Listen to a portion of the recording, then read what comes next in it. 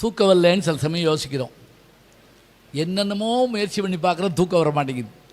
ஆனால் சில பேர் ஜல்லியில் லாரியில் ஒரு துண்டை விரித்து வெயிலில் தூக்கிட்டு போகிறாங்க. பொறாமையாக இருக்குது. இன்னும் சில பேர் பஸ்ஸில் ஏறினவுடனே செல்லமாக நம்ம தோளில் படுத்துருப்பாங்க, பார்த்துருக்கீங்களா? தோள் கண்டார் தோளே கண்டார். நான் ஒரு தடவை கோயம்புத்தூர் போகிறதுக்கு மதுரை ஆரப்பாளையம் பஸ் ஸ்டாண்டில் ஏறி உட்காந்துருந்தேன். என் கூட ஏறின ஒருத்தர், நீங்கள் கோயம்புத்தூரான்னு கேட்டார். ஆமாம். பழனி வந்தால் எழுப்பிவிடுங்கன்னு என் தோளில் படுத்தார். நான் 3.5 மணி நேரம் முழிச்சிருந்து பழனி வரவும் அவர் எழுப்பி ஐயா பழனி ஐயா பழனி நான் கத்தி வந்துருச்சான்னு எந்திரிச்சு சாமியை கும்பிட்டு படுத்துக்கிட்டாரு. அவர் சாமி கும்பிட்றதுக்கு என்னைய நேர்ந்து விட்டு இருந்திருக்காரு. இப்போ நீங்கள் கேட்கலாம், அப்படி எழுப்பிடாட்டி என்னன்னா அதுக்கு ஒரு கதை சொல்லுவேன். நான் ஒருத்தன் மதுரையில் ரயிலில் ஏறியிருக்கான், பாண்டியன் எக்ஸ்பிரஸில். ஏறினோடனே அங்கேருந்து ஒருத்தர்கிட்ட, ஐயா 38 வயசு ஆகுது, கடைசி இன்டர்வியூ, இதே ஏன் என்கிட்ட சொல்கிறேன்னாரு அவர். இல்லை சொல்கிறேன், 38 வயசு கடைசி இன்டர்வியூ, விழுப்புரத்தில் இறங்கணும். இறங்கி அதுக்கு எனக்கு என்ன? இல்லை, நீங்கள் உங்கள் நம்பர் படி பார்த்து மெட்ராஸில் இறங்குறீங்க, விழுப்புரம் வந்தால் என்னையை இறக்கி விட்டுருங்க. நான் தூங்கிட்டேன்னு நினைக்காதீங்க, வயசு 38. போய் படியா பேசாமல். எதுக்கு சொல்கிறேன்னா, கடைசி இன்டர்வியூ, ஒருவேளை நான் இறங்க மறுத்தேன்னு வைங்க, கவலைப்படாதீங்க, சட்டையை பிடிச்சி இழுத்து வெளியே தள்ளி விட்டுருங்க, பெட்டியை தூக்கி எரிஞ்சிருங்க. இவ்வளவு சொல்லி கொடுத்துருக்கான். நீ போய் படுப்போம். வண்டி மெட்ராஸில் நிற்கிது. எந்திரிச்சு பார்த்தான். யார்? அந்த விழுப்புரம். மெட்ராஸ். வேகமாக அந்த ஆள்கிட்ட ஓடினா. சண்டால பாவி, எத்தனை தடவை சொன்னேன் 38 கடைசின்று சொன்னேன், கேட்டியா? அந்த ஆள் பேசாமல் இருந்திருக்கான். காதா? அதெல்லாம் இல்லைப்பா, இறக்கி விடாததுக்காக நீ என்னைய வயிறு இல்லை, நீன்னு நினச்சி ஒருத்தனை இறக்கி விட்டேன் விழுப்புரத்தில். அவன் இறங்க மாட்டேன்னா அடித்து இழுத்துட்டு வந்து வெளியே தள்ளி ஓடியாந்து ஏற பார்த்தான். நெஞ்சில் மிதித்தேன். இதில் என்ன கொடுமைன்னா, அவன் எங்கே போகிறவனோ, அவனுக்கு நம்மளை எதுக்கு இறக்கி விட்டுறாங்க அதுவும் தெரியலை. டிடிஆர் இறக்கி விட்டாலும் பரவாயில்ல. ஏன்னா அவன் என்னை எப்படி வைவான் யோசிச்சு பாருங்க. இதுக்கு தான் அந்த பஸ்ஸில் உட்கார்ந்தோடனே அவன் தூக்கம் வந்தோடனே சில பேர் தூங்கிட்டானா பார்க்குறோம். இன்னும் கூட இந்த உடம்பை சில பேர் கெடுத்துக்கிறத பார்க்குறப்ப என்ன கவலையாக இருக்குது தெரியுங்களா? புது வருடம்னு நம்ம சொல்கிறோம், ஆனால் அதை மது வருடமாக மாற்றிவிட்டாங்க எல்லாரும் சேர்ந்து. யார் கண்டுபிடிச்சான்னு தெரில. அன்னைக்கு குடிக்கணும்னு சொல்லி ஒரு தடவை சேலம் போயிட்டு வர்றோம். எக்கு தப்பாக குடிச்சிட்டு ஒருத்தர் வண்டியில் ஏறி எங்களோட கூட்டத்தில் ஏறிட்டான். கண்டக்டர் அவனை கேட்குறாரு, எங்கே போகணுங்கிறாரு. அவரை பார்த்து பயங்கரமாக சிரிக்கிறான். எங்கே கண்டுபிடி பார்ப்போம், நான் எங்கே போகிறேன்னு. அவர் பார்த்தார், நீ டிக்கெட் எடுக்க வேணாம். அவனை கொண்டு என் பக்கத்தில் நிப்பாட்டி அவன் என்னை உத்து பார்த்துட்டு, நீங்கள் ட்வின்ஸா அப்படின்னு கேட்டான். நான் ஒரு ஆள் தான் உட்காந்துருக்கேன். அவனுக்கு எல்லாம் 2 தெரியுது. உட்கார் பேசாமல். உட்கார்ந்தவன் என்னை படுத்தின பாடு இருக்கு பாருங்க, வாந்தி எடுக்கிற மாதிரி வருவேன், பேசாமல் இருந்துருவான். பேசாமல் இருந்துவான். அப்புறம் நான் அவனை கெஞ்சி கேட்டேன், நீ வாந்தி எடுத்துரு, எப்போ எடுக்க போகிறேங்கிற பயத்திலேயே உன் வாயை பார்த்துக்கிட்டு நான் உட்காந்துருக்கேன். புது வருஷத்தில் எதிர்பார்ப்பு தேவைதான், இதெல்லாம் எதிர்பார்த்து வாழ்வாங்க.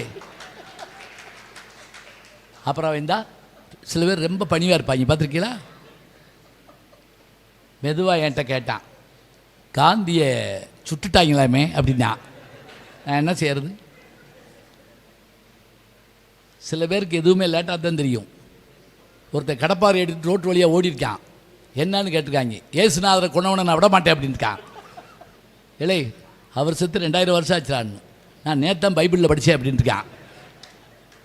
இவன் இவ்வளோ லேட்டான ஆள். அவன் அதே மாதிரி காந்தியை சுட்டுட்டாராமன்னு கேட்டான். நான் ஆமான்னு இல்லை, தேம்பி அழுதாங்க. அப்புறம் நான் அவனுக்கு ஆறுதல் சொன்னேன். அவன் பேசினான், நான் பேசினேன், 2 பேரும் பேசிக்கிட்டு இருந்தோம். பஸ்ஸுக்குள்ளேருந்து ஒரு அம்மா சொல்லுது, 2 பேரும் தண்ணியை போட்டு சிலம்பராகி பாருங்க. யார்? எங்கே 2 பேர்த்தையும். இப்போ நீங்கள் கேட்கலாம், இதுதான் இப்படி ரயிலில் போக வேண்டியதானே? ரயில் எப்படிங்கிறீங்க, முந்தியாவது கொஞ்சம் ஒளிஞ்சு குடிப்பான், இப்போ டாட்டா காட்டினோடனே குவார்ட்டரை ஊற்றிடுறாங்க. ஒருத்தர் ஃபுல்லாக குடிச்சிட்டு போய் ட்ரெயினில் பாத்ரூம் கதவை திறந்துருக்கான், கண்ணாடி இருந்திருக்கு. ஐ எம் சாரி அப்படின்ட்டு வந்துட்டான். ரொம்ப பண்பாடு உள்ளவன். திருப்பி போயிருக்கான், திருப்பி கண்ணாடி. இப்படி 3 தடவை போயிட்டு வந்தேன். போய் டிடிஆரை கூப்பிட்டு வந்துட்டான். இங்கே இருக்கேன், ஒருத்தர் உள்ளே இருந்துக்கிட்டு வரவே மாட்டேங்கிறான். அவர் போய் கதவை திறந்து பார்த்துட்டு அதே வேகமாக ஓடியாந்துருக்காரு. சாரி, எங்கள் டிபார்ட்மெண்ட் ஆள் இருக்காங்க. இது ரொம்ப பேர் புரியலன்னு நினைக்கிறேன். ஆமாம், அவனாவது ஆஃபு, இவர் ஃபுல்லு. சரி, இப்போ இப்படி குடிச்சுக்கு எடுத்துட்டா இந்த உடம்பு என்னாகும்? மற்ற பொருள்களை பயன்படுத்தினா இந்த உடம்பு என்னாகும்?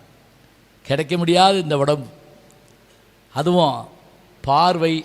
இப்போ இன்னொன்று சொல்கிறாங்க, இந்த காது மடல் இருக்குது பார்த்தீங்களா, இதுவே ஒரு ஆச்சரியம். என்னென்னா, இதை எனக்கு அப்துல் ஹமீது சொன்னார் 4 நாளைக்கு முதல்ல தேனியில் புத்தகம் வெளியிட்டப்ப.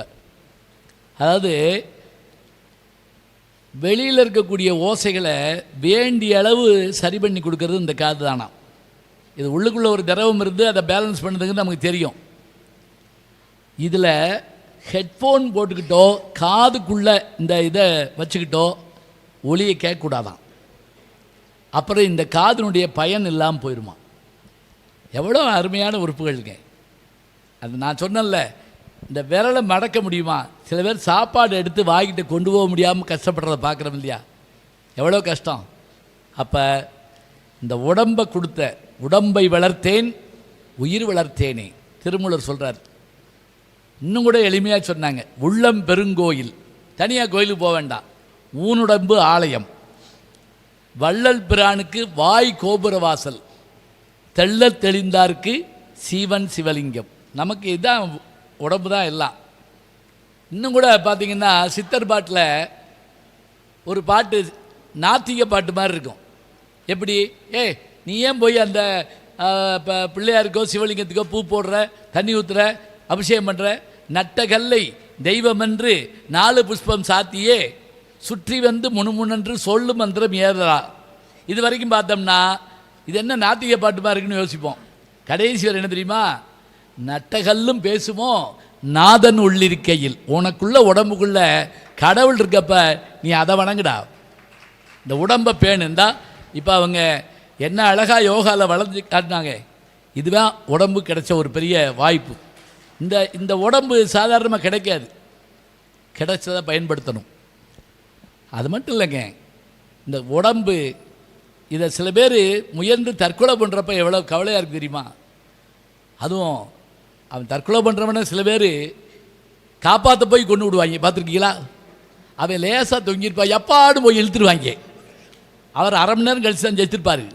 இவன் போய் இழுத்துட்டு வந்துடுவான். போய் நீச்சல் இதில் நமக்கு தெரிஞ்சாலும் தண்ணியில் விழுந்தவங்களை காப்பாற்றுறப்ப கவனமாக காப்பாற்றணுமா. ஏன்னா உயிர் ஆசையில் அவன் நம்மளை அமைக்கிடுவானான். அவனை பின்பக்கமாக வந்து தான் தூக்கிட்டு வரணுங்கிறாங்க. சரி, இந்த உடம்பு இத்தகைய பெருமை மிகுந்தது. நம்முடைய முன்னோர்கள் இந்த உடம்புக்கான அத்தனை விஷயங்களை சொல்லி வச்சுருக்காங்க. அதுவும் அழகாக இருக்கணும்னு நினைக்கிறோம், அழகாக பேசணும்னு நினைக்கிறோம், ஆரோக்கியமாக இருக்கணும்னு நினைக்கிறோம். எங்கள் பெட்டிமன்றத்தில் பேசுகிற செல்லக்கண்ணு சொல்லுவார், இந்த உலகத்தில் லட்சாதிபதி யார், கோடீஸ்வரன் யார்? கடன் இல்லாதவன் லட்சாதிபதி, ஞாபகம் வச்சுக்கோங்க. நோய் இல்லாதவன் கோடீஸ்வரன், வேறு யாரும் இல்லை. நோய் இல்லைன்னாலே போதும். அப்போ கடன் இல்லைன்னா எவ்வளோ பெரிய விஷயம். இது ரெண்டும் நமக்கு கிடைக்கணும். இந்த உடம்பு அப்படிப்பட்ட உடம்பு.